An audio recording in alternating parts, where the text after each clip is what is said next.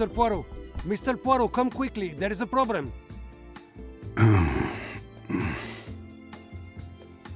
Mr. Poirot, please wake up. What time is it? Please get dressed quickly and meet me in cabin 202 across the passage. Yes, very well. I'm coming.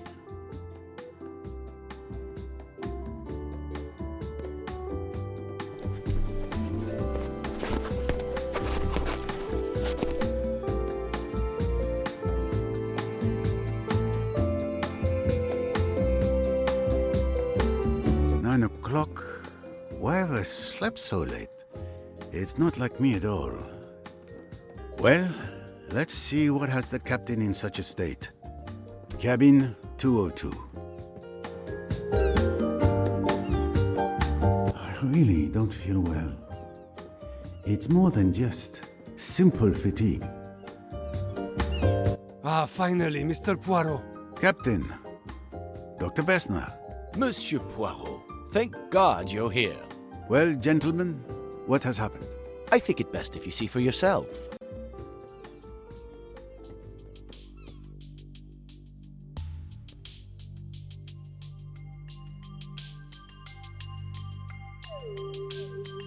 Oh no, poor child.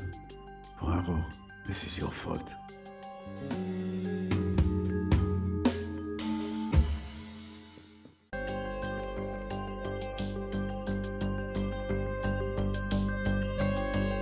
The letter J is drawn in blood. Small caliber bullet fired at very close range, judging by the burn marks. No signs of a struggle or bruising on the body. Obviously, she wasn't wearing her necklace to sleep. There's blood on one of her fingers.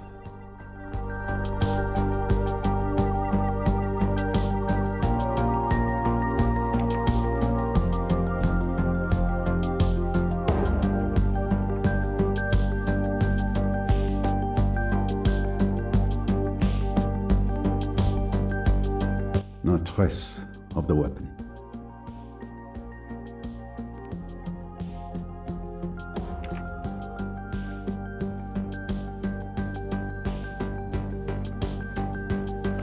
Ah, a case where Mrs. Doyle undoubtedly kept her necklace empty.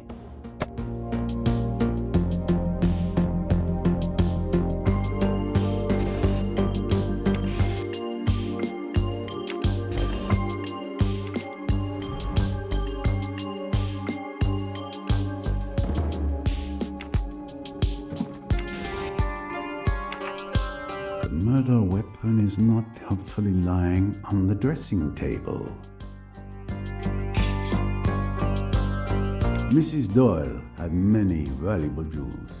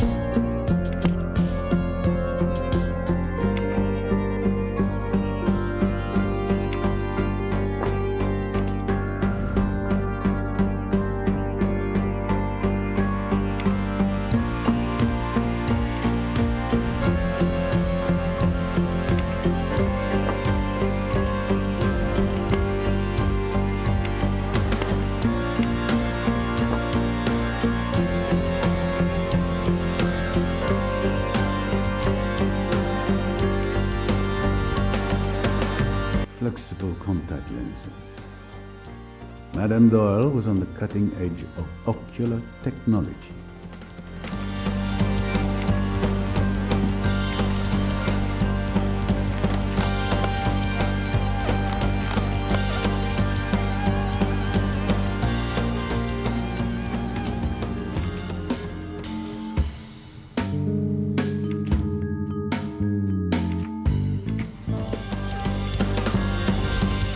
Every time I saw Mrs. Doyle, she was wearing this nail varnish.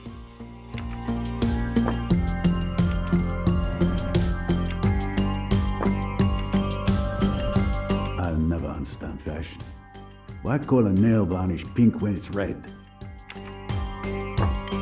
Now there's a perfume not just anyone can afford. And she doesn't have only one. Here's a second, just as expensive.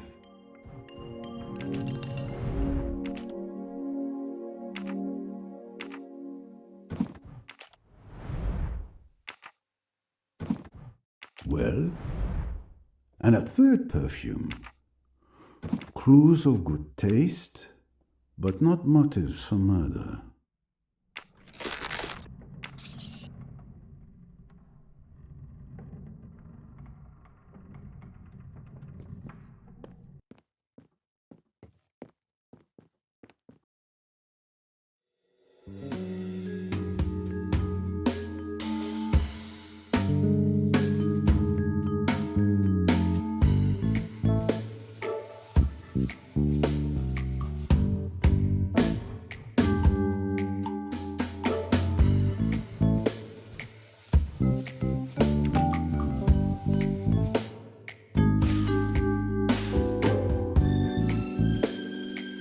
Of course, precisely what I thought.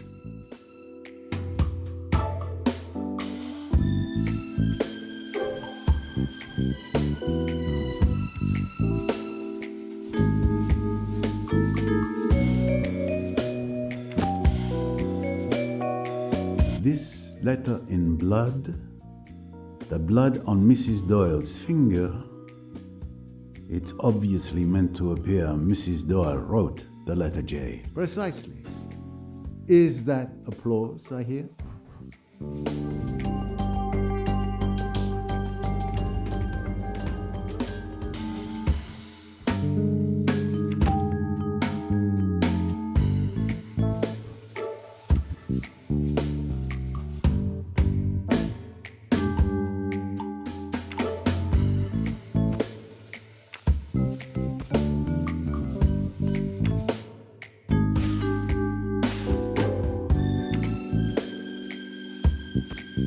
No, use the little grey cells, Poirot, or they will rust.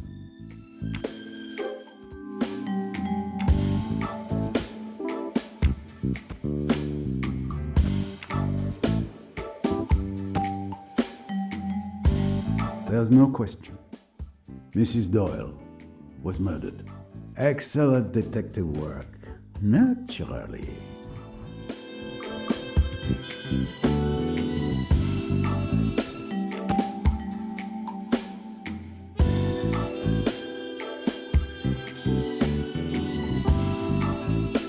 Come now, Poirot. Score 1 for the forces of good. It's obvious Mrs. Doyle was asleep when she was killed. So it was impossible for her to write the clue so convenient.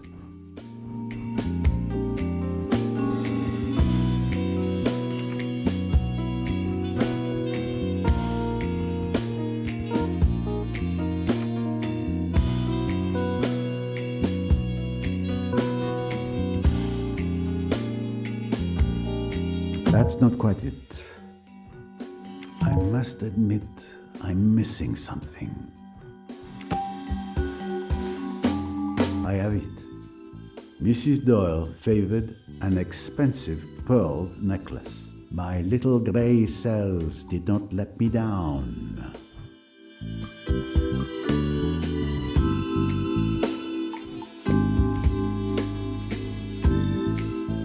I don't think I can learn any more here at present. Time to compare my observations with those of Dr. Bessner.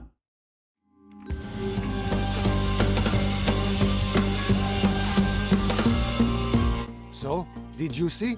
Did you see that poor young woman? It's a tragedy, but we must stay calm if we want to find the culprit. I have a small idea of the situation. Lynette Doyle was killed in her sleep by a firearm placed directly against her temple. I also noticed that her pearl necklace was missing. Perhaps taken by the killer. But it's too early to assert that. And the J written in her own blood. Do you think she was trying to identify her killer? Given her animosity, Jacqueline de Belfort would seem like the obvious choice. What do you think? My friend, once the Earth was thought to be flat, that was the obvious choice at the time. You think perhaps it was Mrs. Doyle with the fatal wound to her head who wrote the initial of her attacker? Impossible. And even if she had wanted to provoke me, Mr. Belfort is surely not foolish enough to sign her crime in this manner. This killer mocks us. Dr. Bessner, were you able to examine the body? Yes, the captain summoned me the moment he was informed of the tragedy. He hoped I could save poor Mrs. Doyle. Unfortunately, it was already too late. Death had occurred several hours ago. Do you have any idea of the exact time? I can give you a rough estimate. It's now 9:15 a.m. Considering the temperature last night and the fact that the rigor had begun to advance, I would estimate the time of death to be at least 7 hours ago, and at most 9 hours. Which places the crime between midnight and 2 in the morning? Exactly. I can also tell you the wound suggests she was killed with a small caliber weapon, possibly a .22. I see. Did you discover the body, Captain? No, it was Louise Bourget, Mrs. Doyle's maid. She came to wake her employer, as she does every morning. Except this time, well...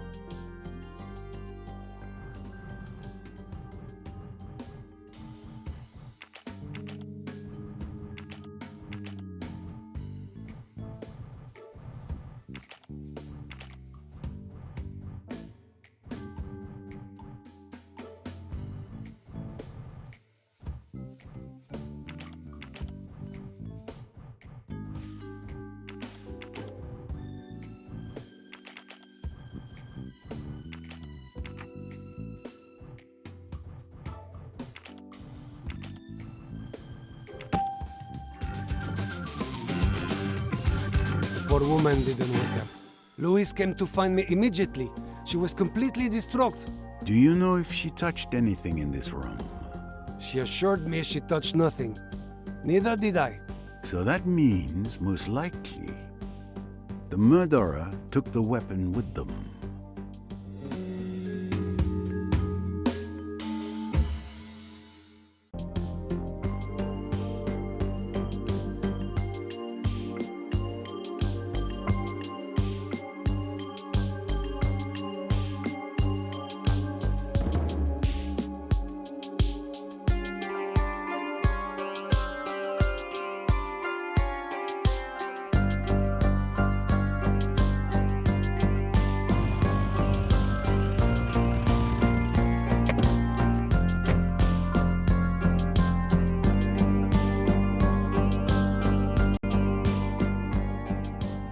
And that's how I ended up here. You have been having quite the adventure, mademoiselle. You track a murderer who may be on this boat? The coded message mentioned a killer who would be present on the Karnak from the 21st to the 23rd of February. Those are the dates of this cruise, are they not? That's correct, mademoiselle. Perfect. Then there's still time to stop them before they strike again.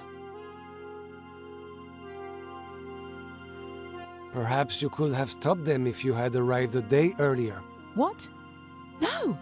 Someone else is dead? Yes. Lynette Doyle was killed last night. A gunshot to the head. Your quarry may be responsible for her death as well. A connection between the two eludes me at present. The prey I'm tracking is a lone wolf. This is awful. The Egyptian police have been contacted concerning Mrs. Doyle. We are turning the ship around and will meet the police in Aswan. Mr. Poirot, unless the authorities say otherwise, the case is yours. I give you full authority to lead the investigation. I've already asked Tarek to guard the gangway. No one may board or disembark until further notice. I accept, Captain Hassan. But we cannot leave until I make certain the crime scene, in fact, the entire boat, are fully inspected. Of course. Of course. We will remain here until you are satisfied with your investigation. I will inform the Aswan police. Monsieur Poirot, with all due respect, you must let me help you.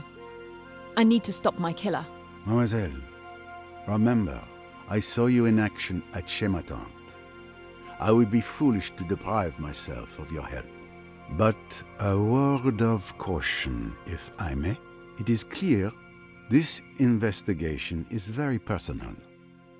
Do not let that cloud your judgment. Don't worry, Mr. Poirot. Together, we can bring an entire boatload of murderers to justice. I have no doubt. Very well. Most passengers should be having breakfast by now. Captain, would you be so kind as to ask the other passengers to join us in the restaurant? Anything you wish, Monsieur Poirot. Perhaps Miss Royce could assist me? Of course.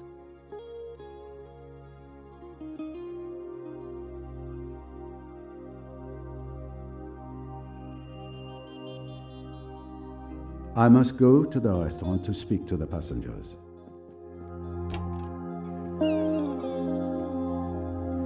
Another moustache to cherish.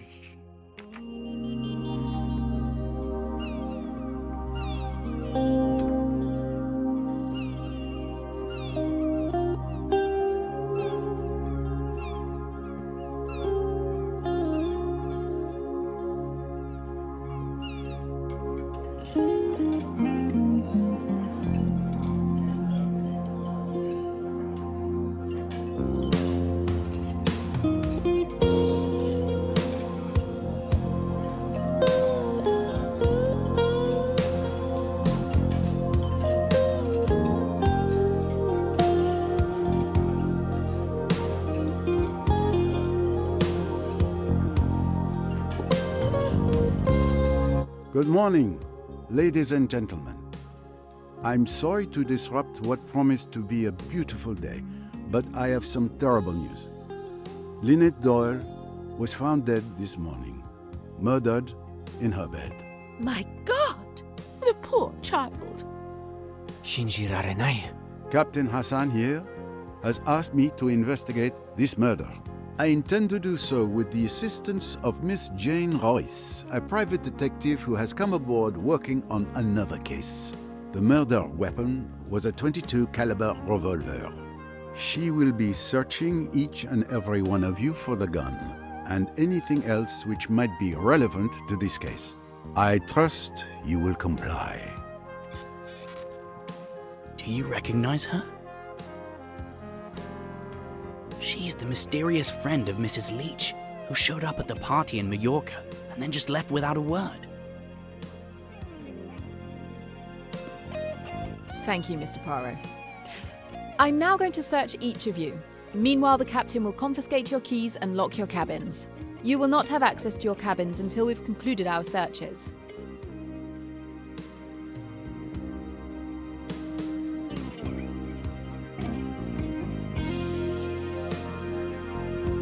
A moment, please.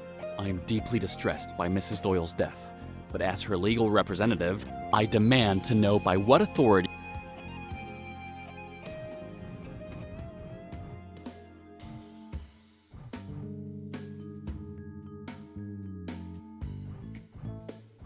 you intend to conduct this investigation.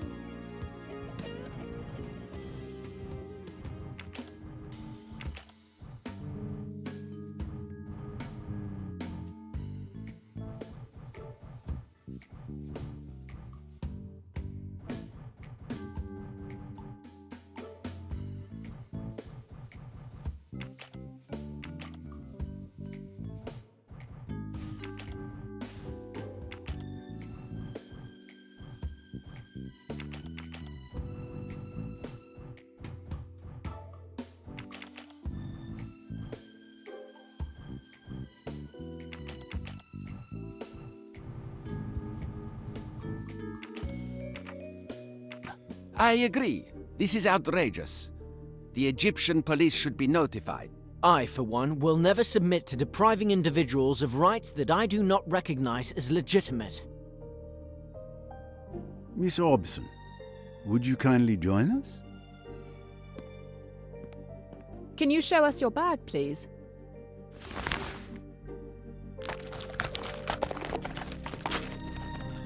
Thank you. Mr. Richetti, if you would, please.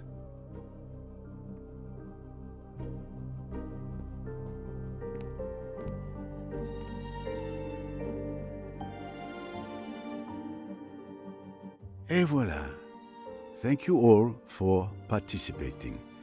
You may expect me to interrogate each of you. Since nothing conclusive was found, you're free to go. But you may not return to your cabins or attempt to leave the boat.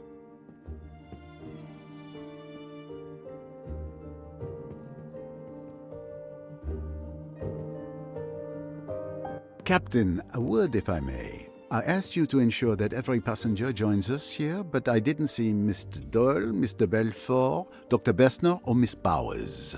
My apologies, Mr. Poirot. With all that's going on, I forgot to tell you. Dr. Bessner is tending to Mr. Doyle's wound. As for Miss Bowers, she's watching over Miss de Belfort, who is in quite a state. For what reason? Has she said anything to you? It's a bit complicated. I think you should see for yourself. Mr. Poirot, I know you'll want to question the passengers since you know them better than I do. While you do that, I can search their cabins. The captain gave me a master key, so I don't have to try and figure out what key goes with which cabin. Would that work? Quite right, Miss Royce. You have read my mind.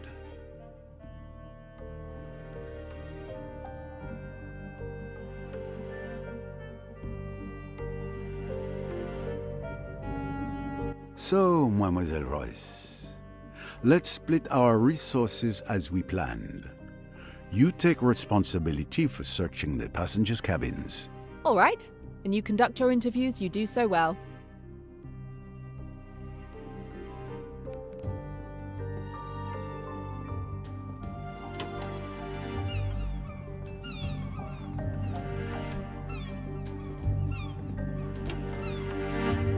This cabin is not occupied.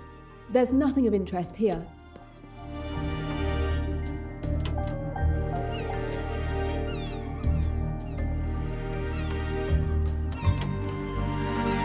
This would be Monsieur Ferguson's untidy stateroom. Oh, such an obvious hiding place.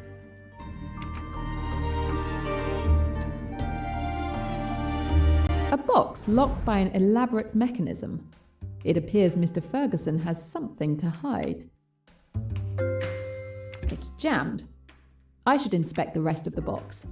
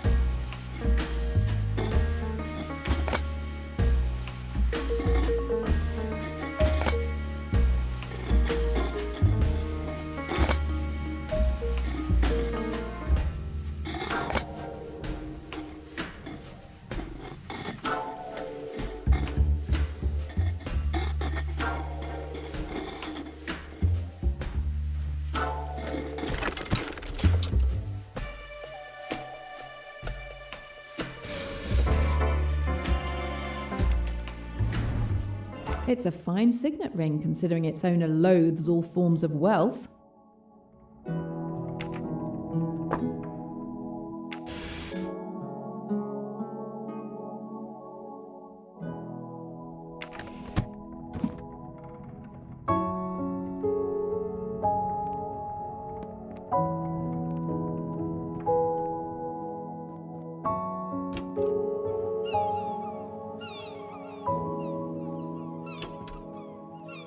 This is the cabin.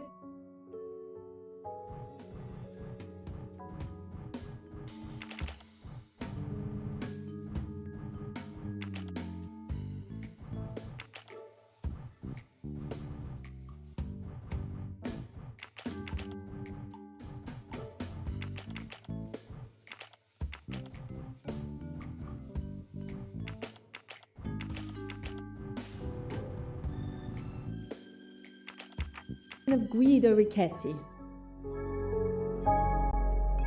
A code? Mr. Richetti doesn't want anyone going through his things.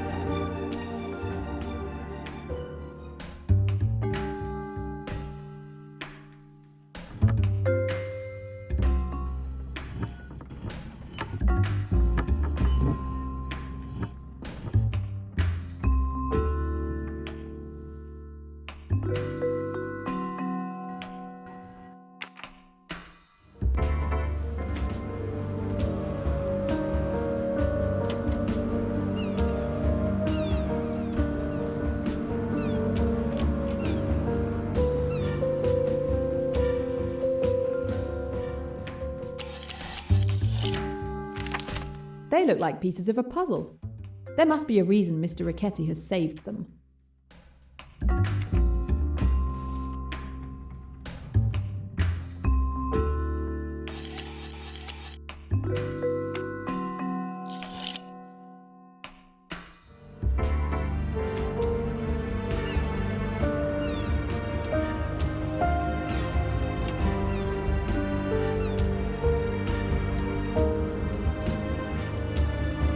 The shapes drawn on Richetti's papers seem to match the shapes on this globe. Let's see if we can find a match.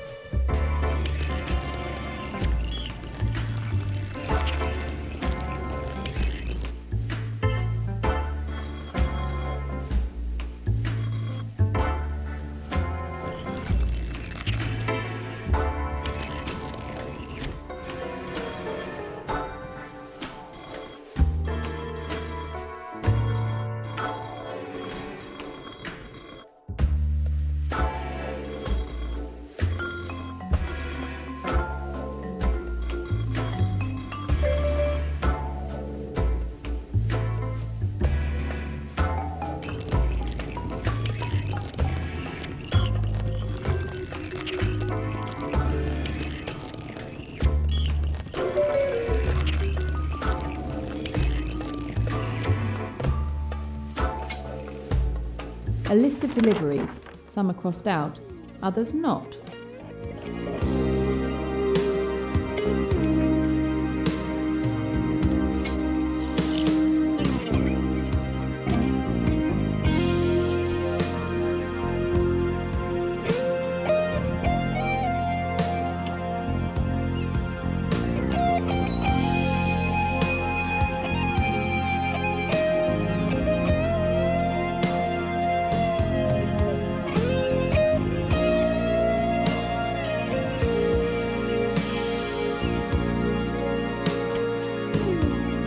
This cabin is occupied by Louise Bourget.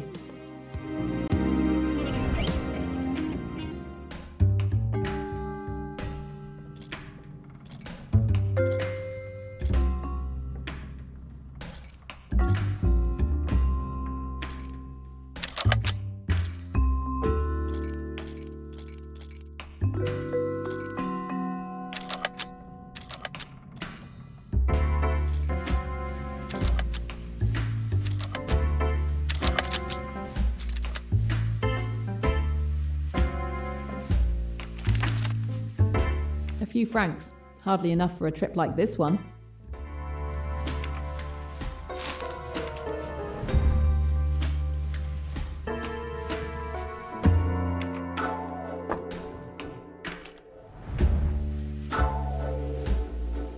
A pair of scissors could be handy.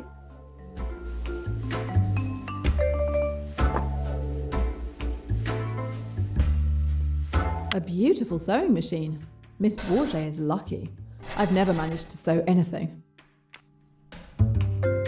Everything's ready. I just need to switch on the sewing machine.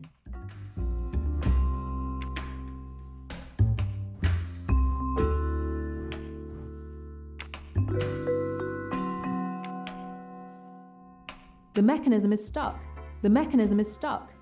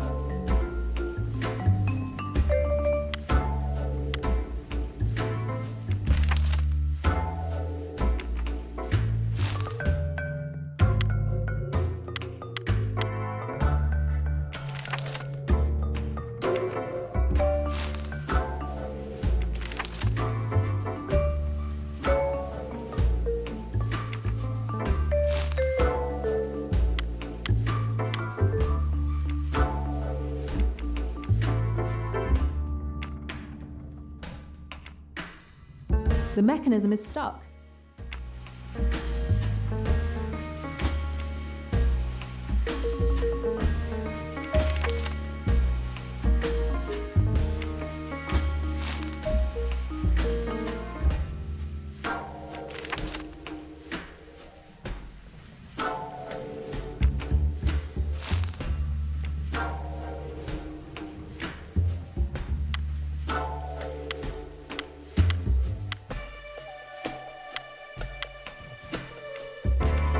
The sewing machine won't start, even though it's plugged in properly.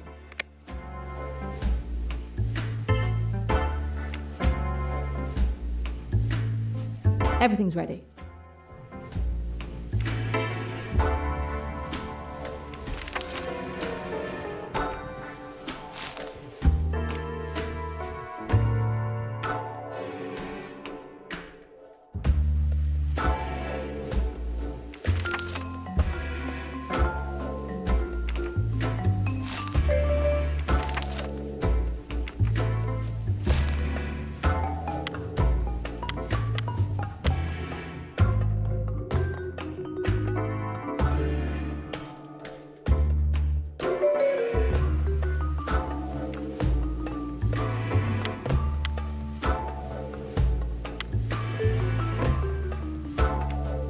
sewing machine won't stop.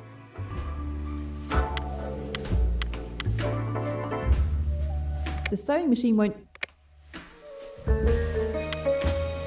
The sewing machine. The sewing machine.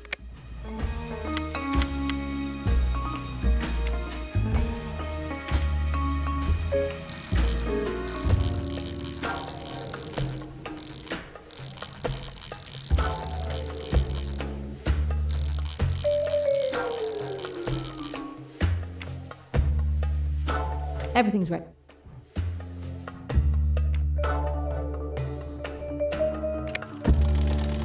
Voila! The sewing machine is working.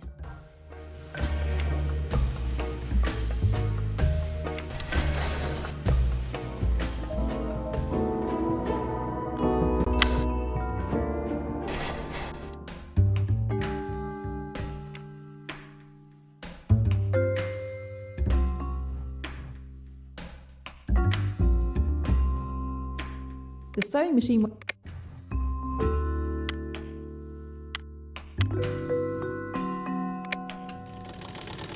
Voila! The sewing machine is working.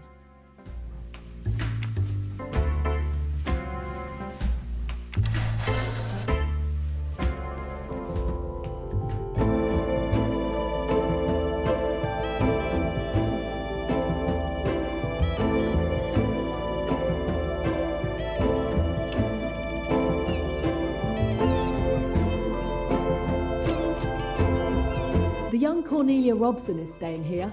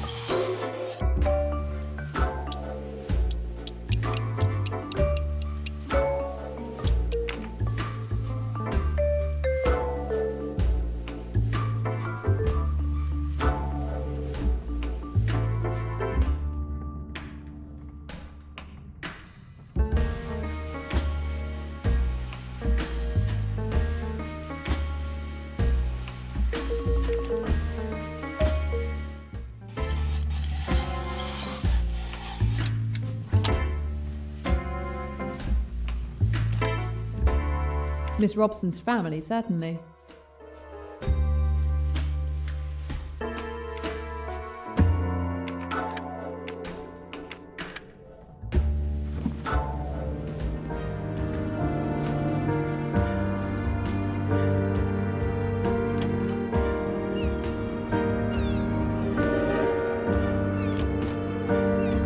This cabin is not occupied.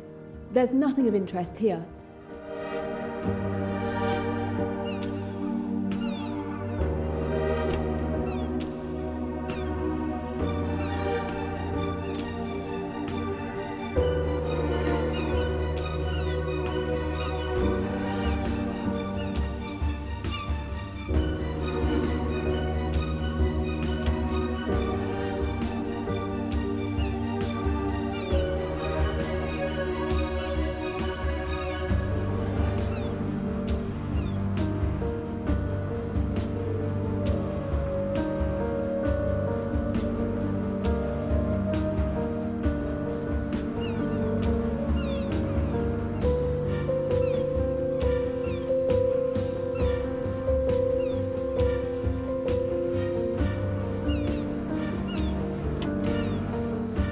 This would be Mrs. Allerton's cabin. Hey there, parrot. Hey there. Can you talk? Talk, Oh, that's really impressive, isn't it? isn't it? The lock is too small for my instruments. I'll have to find another way to open it.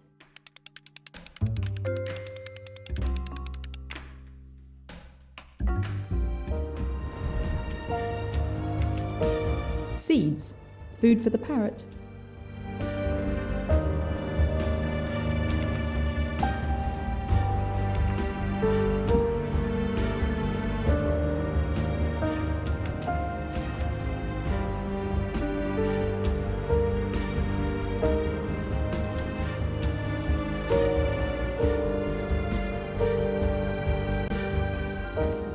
What's your name? Grimo! Grimo! How does the box open? Mama's box? Can you open the box for me, Grimo? Mama's box?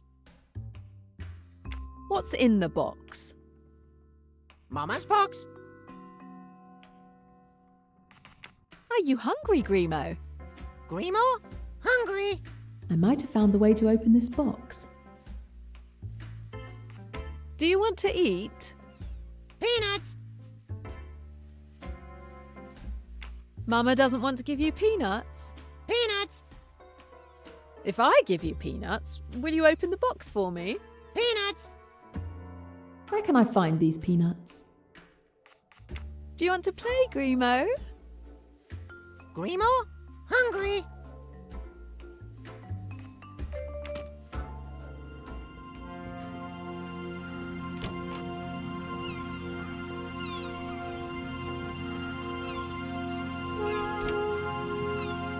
The cabin of Hercule Poirot.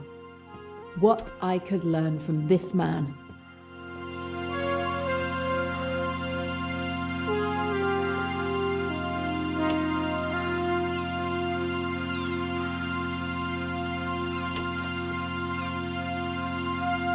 Good morning. Good morning. This is a surprise. What are you doing here? I didn't expect to see you again after our meeting in Mallorca. I wasn't entirely honest, I'm afraid. I am Jane Royce, a private detective. I was undercover investigating a theft. Really? How exciting. The captain has tasked me with helping to investigate the murder of Lynette Doyle. Can you tell me your movements of last night? As requested, I was with Miss de Belfort. She was so panicked that I had to give her a sedative. You stayed with her all night? Yes, from midnight until now. Very well, that's straightforward enough. Ladies, I must ask you to step out so that I can search you, as well as this cabin. Excuse me? All passengers and cabins must be searched. You can ask the captain. I was just leaving anyway. It will be a formality. Thank you in advance.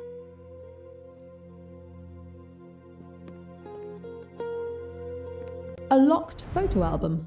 But why did Mr. Belfort take it on holiday?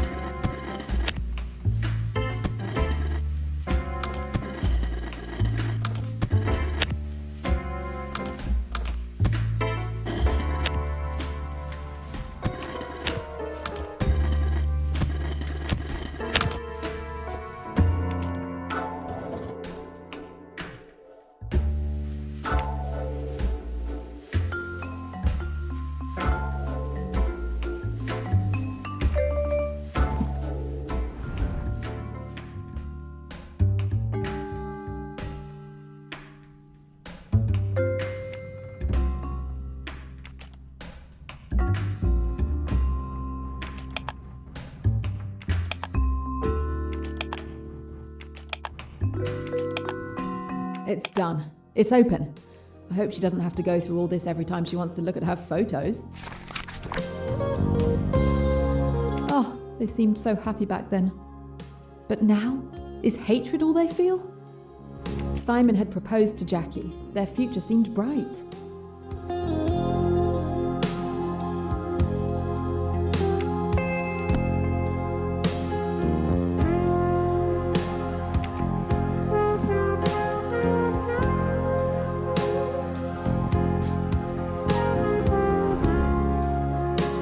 Nothing interesting.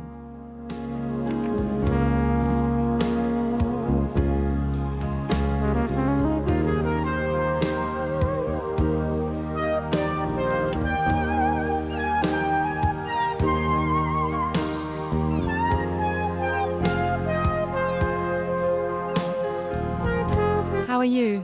Last night must have been brutal for you as well. It shouldn't have happened like that. Are you investigating with Mr. Poirot? Circumstances have us investigating together, yes. My name is Jane Royce. Pleased to meet you.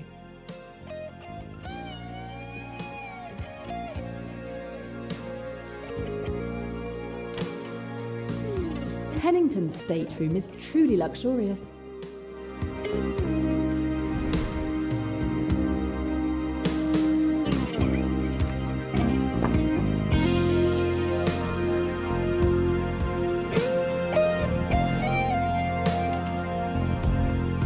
Pennington has a gun. Why would a businessman take a pistol on a quiet cruise? Unfortunately, it can't be the murder weapon.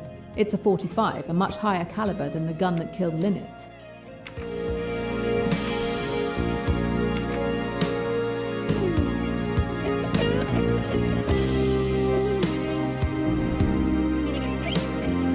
The pen must have cost more than I earned for a successful investigation.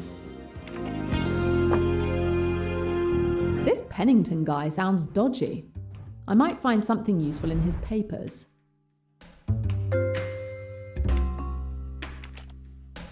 There are indeed marks on these papers. I feel like I might be able to extract some useful information, but for that, I need to find something to reveal them.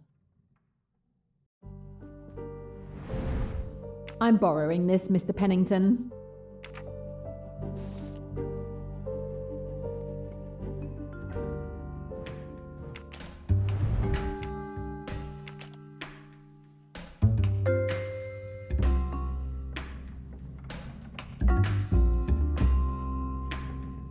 All the marks are there.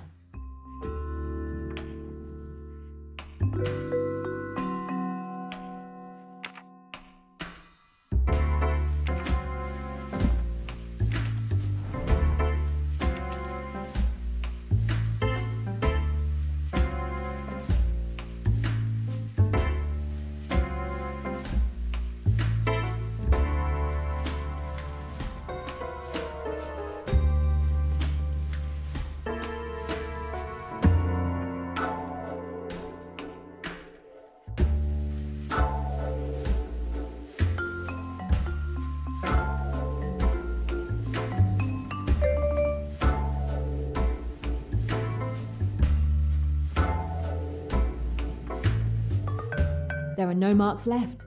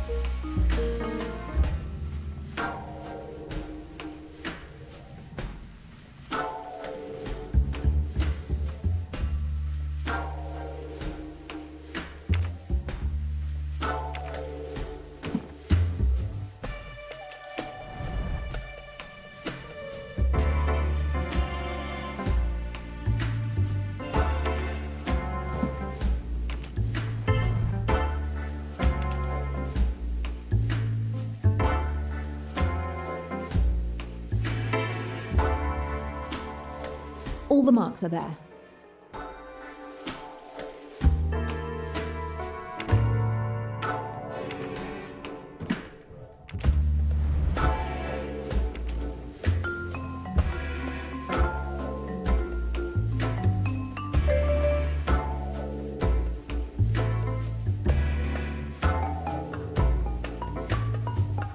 think I have the entire letter.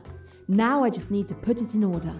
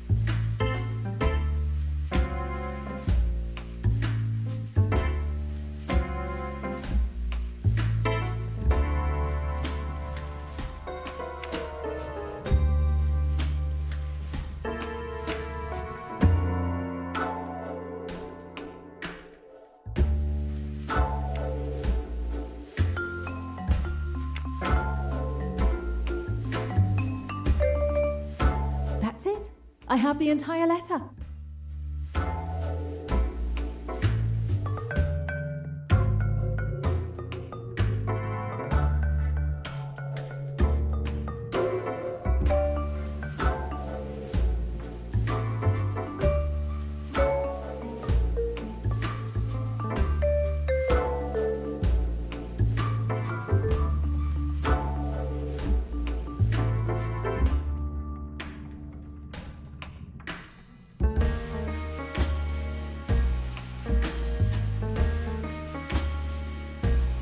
Pennington claims to have run into the Doyles on this boat by pure chance. But this letter, which he tried to make disappear, tells a completely different story. I have the strong impression that this trip to Egypt is actually a business trip for Mr. Pennington, perhaps even a matter of professional survival. He seems quite embarrassed at the thought of someone uncovering the games he's played with Lynette's money. I wonder if that's what it could be about.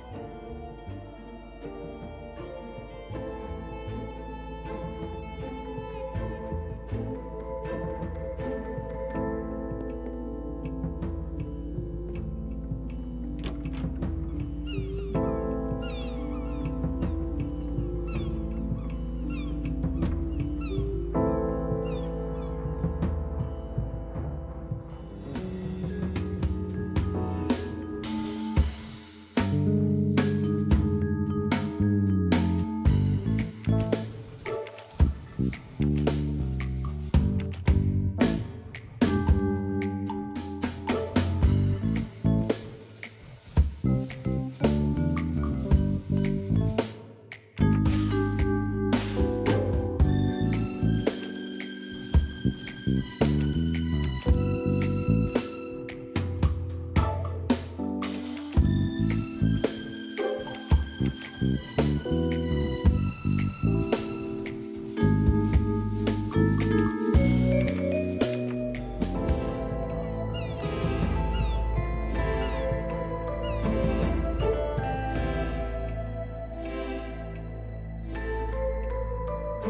I'm sorry, I thought the cabin was empty.